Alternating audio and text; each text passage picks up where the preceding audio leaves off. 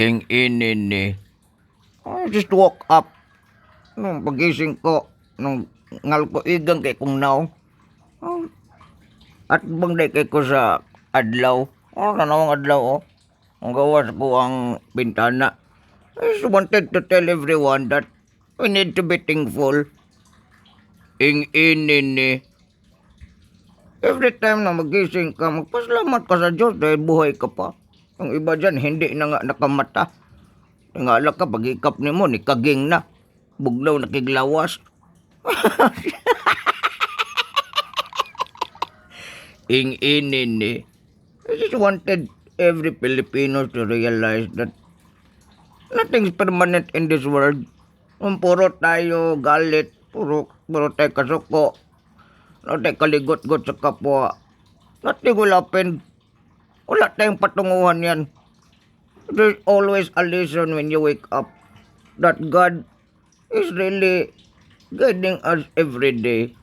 To all the Filipinos who are watching, please be reminded that the body that we have, everything, hindi atin ito.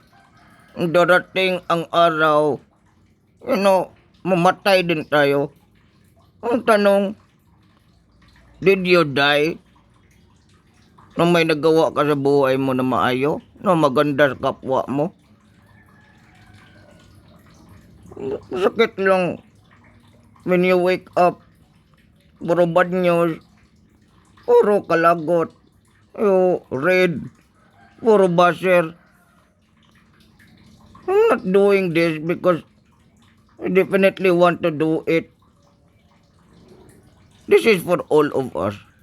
Kaya sa lahat ng mga puro kalagot, why not put in a brighter side? Una-una natin, isipin natin, nakatabang kaya tayo? Natulungan kaya natin ang gobyerno? Natulungan kaya natin ang kapwa Pilipino? O tayo din ang magpatayan? Ing inin eh. I stand with the President.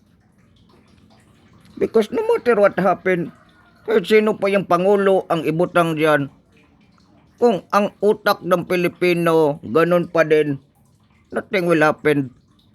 Wala tayong magawa. Madadaot pa rin ang Pilipinas. Hindi tayo marunong mag-appreciate. We always reklamo. Dagan kayo tag problema ang ginaharap. Ang Pilipino, puro reklamo, puro pa. Sipain ko kayo. Ing inin eh. They should always be prayerful nowadays because it is really what we wanted. I'm too serious right now kasi ako na anong puso ko. Kahit sino pa yan, wala tayong tinatawag na ma-appreciate ng ibang tao. Never talaga. That's why I'm telling you, seryoso kayo mo.